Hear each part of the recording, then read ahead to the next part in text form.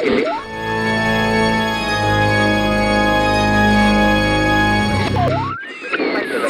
New Mexico.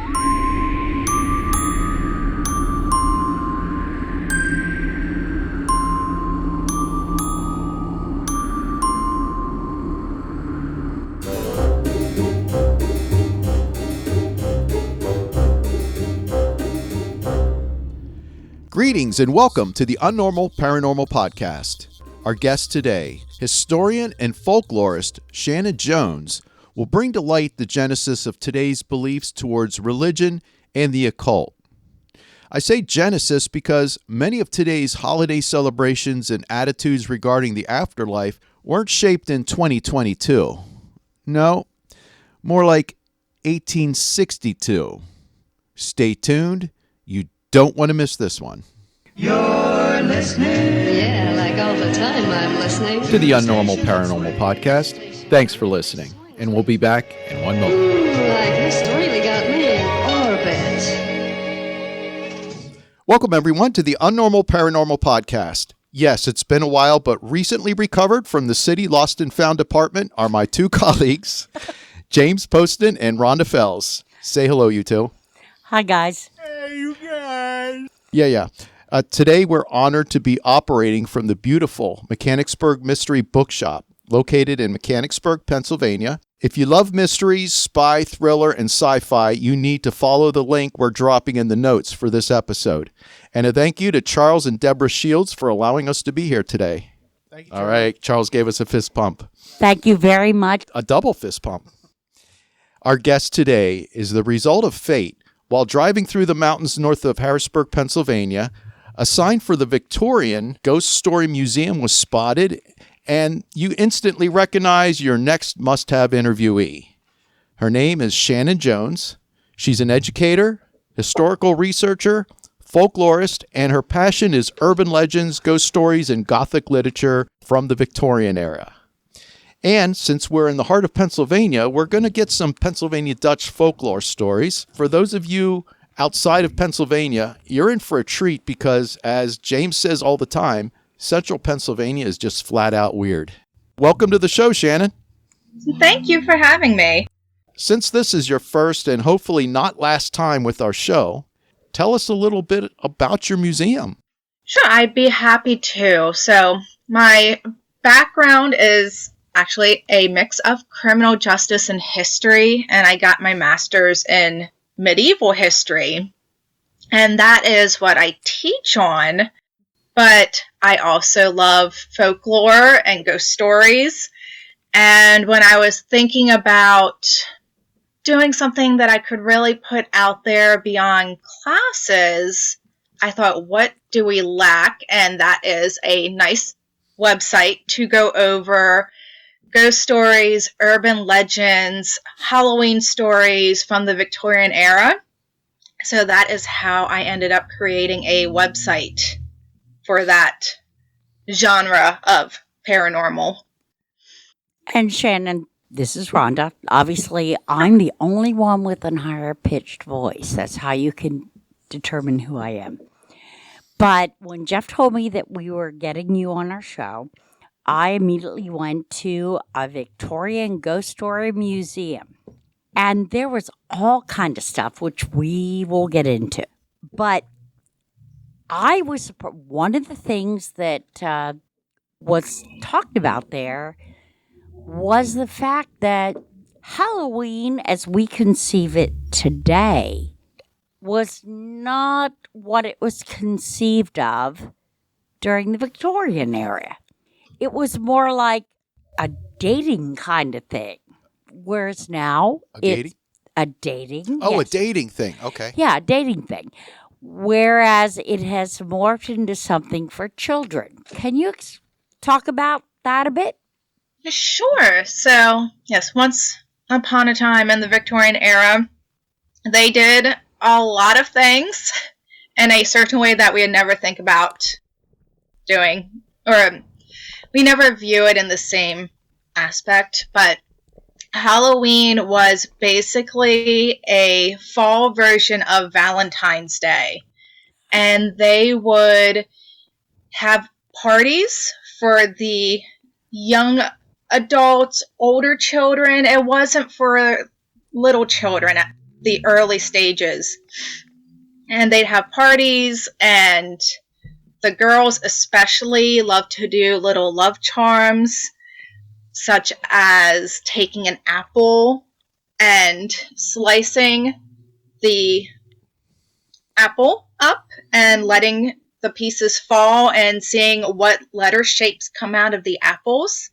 And that letter shape was the initial of their future husband. And the whole holiday party thing was about doing little fortune-telling things to find out who you would be marrying in the future. They also had a few that were a little more dangerous, like holding a mirror in one hand, a candle in the other, and walking downstairs backwards to figure out if you can see your future husband in the mirror. For me, that would just mean breaking my neck. But go ahead. Yep, I thought the same thing when I talk about it with students. I'm like, do not try this at home. This is just your historical reference to something that happened. And yeah, it's not until much later, towards the 1900s, that it goes from like fall harvest parties like that to something more young child based. And then, of course, previous to the party aspect, there was a lot of traditions that came over from old world Europe that took root in the immigrant areas, but then the Valentine's Day, Halloween grew out of that.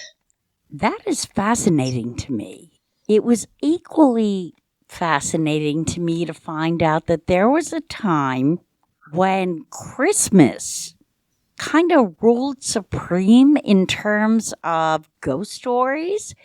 You were supposed to sit around with your loved ones and tell ghost stories at the fireplace. Now, that's very different than what we do today, but I do think about Dickens and A Christmas Carol. I knew that they used to tell ghost stories, but I thought that was just in the UK for Christmas time. Do you think maybe it was a religious thing that did it?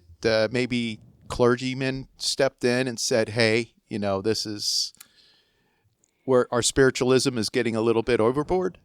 I have to go way back with the whole concept of ghost and the church, because the church from the medieval time period really did love to step in when it came to ghost stories and how to work with them. And there was a time that the church did step in and say, oh, you shouldn't be talking about ghosts. They're basically not good things to talk about. You get the demon thing thrown in.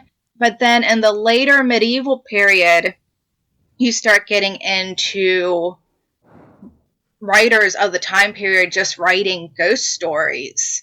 And that, to me, is something that just carried over into the future centuries. You know, you have to go a couple hundred years to hit the Victorian era. But I think it's less about the church at that point and more just how ghost stories evolved over time. And it just kind of stayed within those boundaries.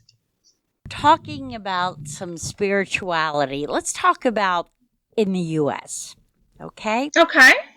You have the Puritans come here, and they kind of, from what I've read, put the kibosh on a lot of the traditions of the old world, if you will, dealing with ghosts, correct? Yes, they did. How did they do that, and what did they do, if I can ask? With the Puritans, they really settled in the Massachusetts area, and it's that area that had kind of the ban on Christmas for a number of years, and it dates back to this narrative that's been around since just even Europeans began converting during the Roman times into the medieval period, where they wanted to get rid of anything that was viewed as paganistic and leftovers of polytheism, old world superstition. I mean, they had their own superstitions, but the older old world superstitions. Right, I'm with you. So they just kind of wanted to get rid of all that. The thought of Christmas trees being more paganistic. Of course, when you look back at ancient Rome and their festivals, they had a lot of wine and drinking going on, and the Puritans were not going to have any of that either. So a lot of their not being interested in Christmas comes from those ideas of just staying as far away as possible from the European antiquity age, basically, and staying away from any idea that would involve having more than one god being worshipped, and that also figures in with nature as well. Okay, I'm going to bring up something that I know you will agree with me on.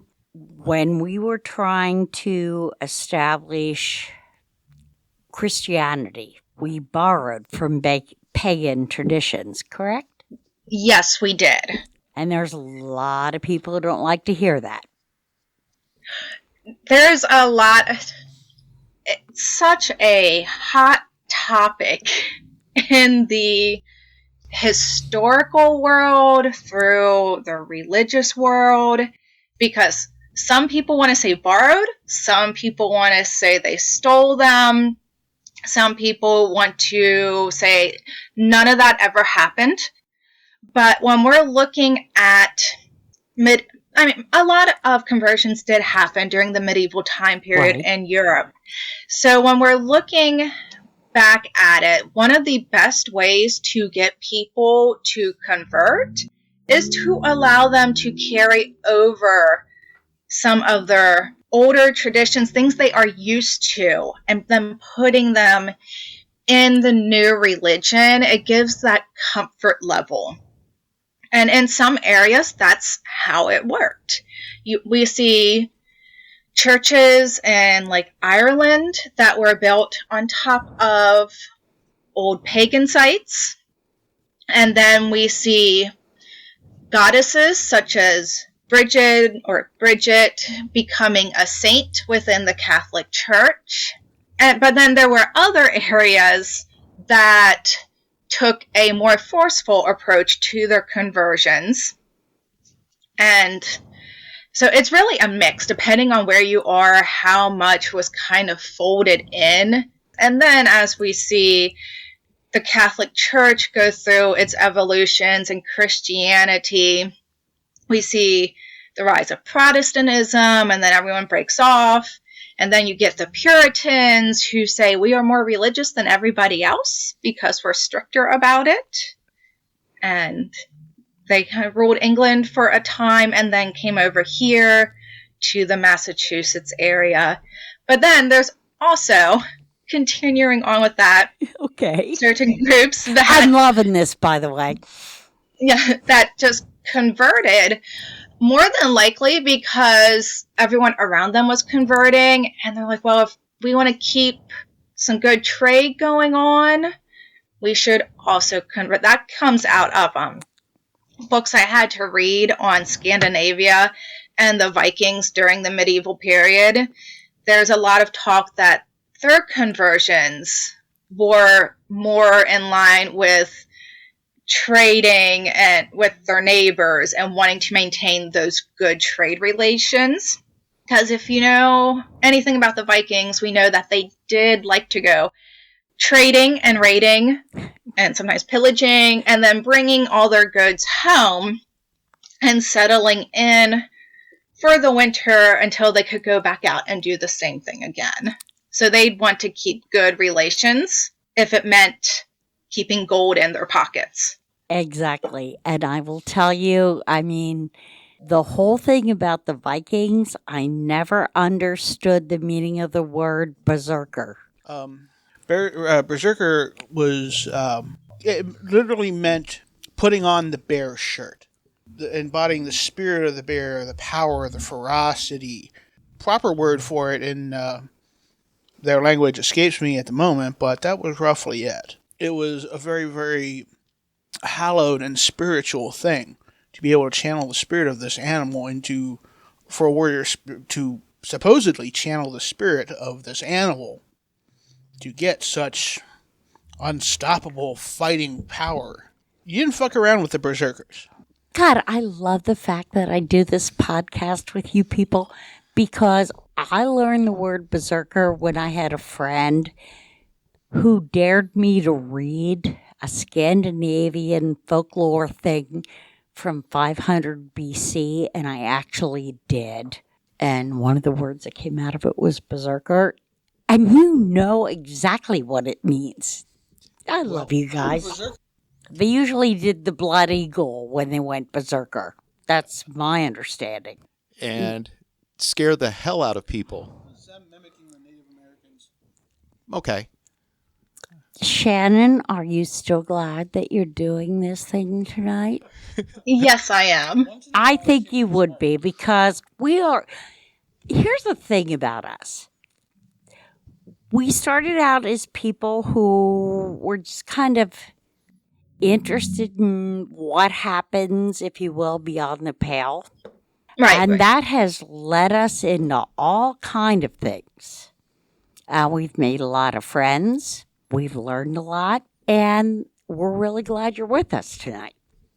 What drew me to you was the fact that you talked about Pennsylvania folklore, where you're from, Halifax, Pennsylvania, which is about 20 miles north of Harrisburg, right? Yes. It has a strong Pennsylvania Dutch background. Pennsylvania folklore, is it basically an Amish influence when you talk about the Pennsylvania Dutch Not necessarily. flavor to it? Yeah, a lot of people always assume, like, it's almost an automatic assumption that Pennsylvania Dutch is all Amish. Mm-hmm. Where I'm at in Halifax, everyone around here considers themselves Pennsylvania Dutch, but we don't have Amish here. We do have Mennonites. And my own Right. Pennsylvania Dutch background was Mennonite, who later converted to Episcopalian. Mm. So it's a bit of a mix. It really comes down to that German heritage that you bring over, which also kind of funny is that my family considers themselves to be Pennsylvania Dutch, but we're only quasi-German. We were actually French from France and the French side of Switzerland who crossed over the Rhine into that Rhineland area and just kind of molded ourselves in with the German people and then came over here. So it's really a mix to me.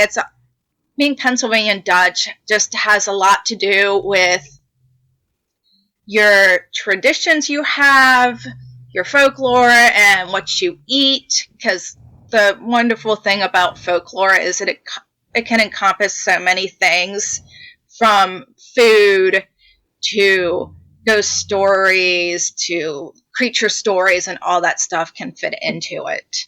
As I'm listening to you talking about this, on both sides of my family, I have Pennsylvania Dutch. Gross. Gross and Steiner. Okay. And as a kid, I used to laugh when I mean, as a teenager, I guess. I'm learning about the Second World War because the German half of the family married into the British half of the family. And I'm like, if you guys had just made it universal, we would not have had Second World War, which they didn't find funny. I don't know why. But the point being, I love the stories about the Pennsylvania Dutch things. And I will let Jeff get back to it now. One time we were investigating in Gettysburg, Pennsylvania, which has a heavy Pennsylvania Dutch contingent to it. And Rhonda was talking, we were getting EVPs. and there were people in German speaking. Did I ever play that for you, Rhonda? Yes, For you and did. Kathy Dawson? You played it for me. You played it for me and Kathy. It scared the crap out of me. Are you familiar with EVPs, Shannon? Yes, I have quite a few, although I don't quite remember where I put my good recorder at. Oh, okay. Well, if I find it, I will send it to you. But we were in Gettysburg, and there's a preponderance of German names on the headstones. And before we even said anything, it almost sounded like an elder, a church elder, or somebody who was in charge, and it was an older man's voice. And it sounded very foreboding. If I think I understand, I think he was talking about, what are they doing here? Be careful what you say to them. A lot of people have that reaction to us. You could tell it was definitely German. There's got to be something to that. That was just a side story. But I'd like to know a little bit more about this Belsnickel. It comes from German folklore. Belsnickel was a companion to St. Nicholas. Yes. Is that a Belsnickel? Is that a Pennsylvania phenomenon, or is that something from the old country? So he comes from the Palatinate region of southwestern Germany, but he's not really one you hear about anywhere else in the United States other than the Pennsylvania and Dutch region. This is where he's really big. That's fascinating. Yeah, it's not like he's gone with other German communities around the country. It's just right here. And I know Halifax does it, and I've heard there's a few other places that do it, such as I think the Lancaster County region. Mm-hmm. Every year before Christmas, they do some kind of festival or parade around Belsnickel. And for Halifax, we have a parade with a Belsnickel character who's, the best way to describe him is kind of a crotchety Santa Claus, and he's covered in furs, so he's very brown looking because of his furs, and he goes around to check on all the children before Santa arrives to see if they've been good or admirable, or if they've been bad and impish. And he also might offer them candy, but you're not supposed to take the candy too fast, because in his other hand he carries a switch. Wow. Reminds me of my dad growing up, but go ahead. Is that any relation to... when you're talking German folklore, there's usually something that's not always family friendly with the characters. And actually for Halifax, the last few years, the person who has designated themselves as the Belsnickel looks a little bit more like Krampus. He has the brown coat, but then the Krampus horns. Yeah, that was going to be my next question. Like, what is his association to, or relationship towards Krampus? So they're both German-based, and they're both considered companions of St. Nicholas. I can't recall any folklore where the two actually cross paths. That'd be interesting. And if I remember correctly, Krampus usually just steals the children and puts them in a sack, and Belsnickel... Bad ones. Yeah. And then Belsnickel beats the children. So it's a tag team deal. A little bit. A little bit like my uncles. I mean, kind of a side note, because I don't know how much you can talk about popular culture on this. Oh, go ahead. The Office has a skit with the Belsnickel, where Dwight dresses up as the Belsnickel. I don't know if you've ever seen that one. That's very Dwight Schrute-like, though. Dwight Schrute was Pennsylvania Dutch. Yeah, since The Office takes place up in Scranton. Right. And then, one of the characters comes in as Belsnickel, and nobody else knows what he's talking about. Yeah, that's... Okay, because I know Dwight Schrute's personality, and he does seem like somebody who would whip little kids. but you like the guy. Correct me if I'm wrong, but Germans have a stereotype about being a little harsh, perhaps, loving people, great hearts once you get to know them, but they could also be a little harsh on the outside. They can, especially with their folklore. It seems like so much of their folklore is just designed to keep their children being good. No matter what else goes on in the world, just know if you're good, these monsters won't hurt you. So just be good for Christmas, and we'll all have a Merry Christmas. Right. Checking a list, checking it twice, seeing who's naughty or nice. Yeah. And in Germany, and the traditions that came over, Belsnickel and Krampus take care of all that, so St. Nicholas doesn't really have to worry with it. It's fascinating what you're telling us tonight. Are there any other Pennsylvania folklore, Germanic-based characters that you could think of? There is one. I've been trying to remember his name because I want to say it's Johann or Johannes. What is the person's name? I think it's Johannes. And I feel like his story is very like the Wild Hunt. But then I couldn't find my exact notes that reference him. And I still can't find my notes that reference him. And when I try to Google him, Google does not help with Pennsylvania Dutch folklore unless really you're just going to pull up. Huh? I said it really doesn't because I was trying to do that earlier today. I have a feeling that we, if you're willing, will be having you on again. So we can get back to that in another episode unless you come upon it. So far, no luck, but if I do, yes. Because I don't want to give you the story that's in my mind if it's not quite right. That's the problem with folklore. There's so many stories. Sometimes it feels like they run together. I'm not a folklorist, and so many of my stories run together, but that's just me. I have lacking. What can I say? I also, when I went to your website about a Victorian ghost story museum, there's a lot there. And there is. And it kind of got me thinking a long, long time ago. We're talking decades. I bought a book called Madame Blavatsky's Monkey. And it was talking about the whole Theosophical Society and what that was all about. And I'll be honest with you, I didn't really understand it.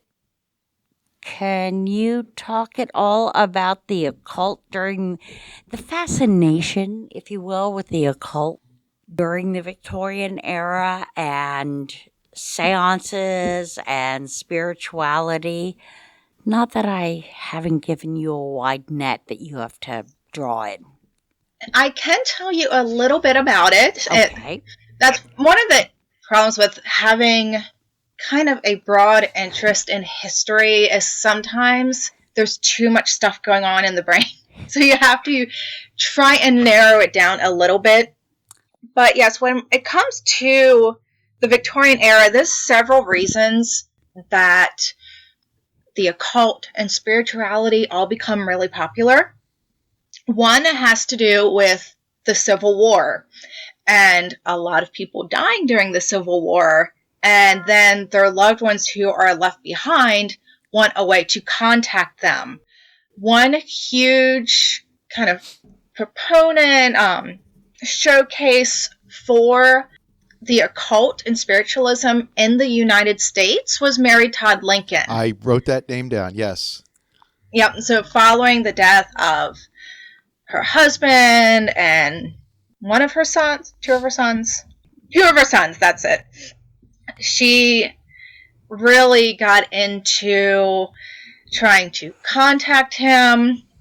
That also gets into the realm of spirit photography, where there is a photograph out there of Mary Todd Lincoln with her deceased husband. But it's not really him. With spirit photography, the photographers would do tricks with the cameras, and they overlay pictures to make it look like there was a ghost in the picture. I mean, it's fascinating. I mean, we talk about the Victorian era and the rise of spirituality, and you think about Queen Victoria was herself. She had seances, from what I have read. Mm-hmm. So the Queen of England was having seances, trying to summon up Albert, her dead husband. And you had Mary Todd Lincoln trying to get, some kind of message from her husband, Abraham. Mm-hmm. Yes. And what I have read is it was kind of the perfect pivot point, if you will, because you had religiosity, if you will. You had science, and you had photography. And people were manipulating the photographs. People were trying to, get their religion and their science together on one level playing field. And it just was... Seems like we try to separate those two out today. Whereas back then, if I understand you correctly, Rhonda, they tried to merge it. But nowadays, they sort of try to rip it apart almost. I really can't say that. No. I mean, I think they were just people back then who were looking for an answer.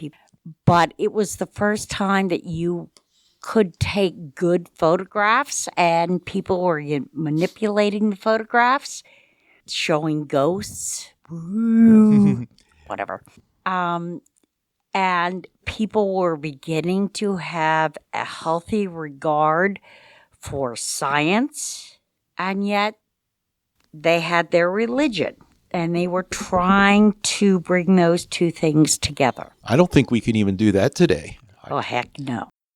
We did actually, if you guys remember, we interviewed a photographer named Jason Guffey. He does tintype photography, Shannon.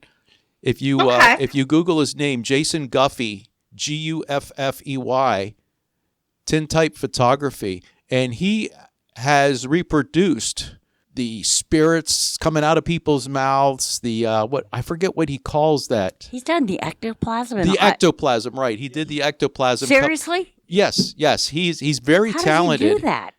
I might include one of his pictures too in this episode if you don't mind. But I think you would really like to take a look at him also. Oh, definitely. That sounds really interesting. Yeah. The only other person I've ever met that really worked with a carryover from the Victorian era at one of the Fort Halifax festivals, there was a lady there that made the mourning jewelry out of hair. I don't know if you've ever heard of that. I have. Mourning brooches out of the hair, yeah. Yes. So it's interesting what talents from that used to go on in the Victorian era people still do today or find ways to recreate. But also another thing with the Victorians, when you look at the people of the time, they have so many rules of etiquette for mourning and pretty much every aspect of their lives. And they almost come off as sometimes a little snobby or prudish compared to our modern world.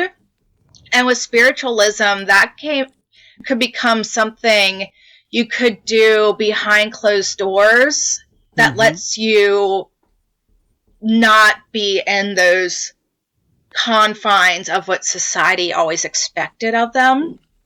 So it was a little bit freeing for some people. You've been listening to the Unnormal Paranormal Podcast with guest, historian and folklorist Shannon Jones in a virtual Victorian ghost story museum, part 1 of 2. Stay tuned next week for the exciting conclusion.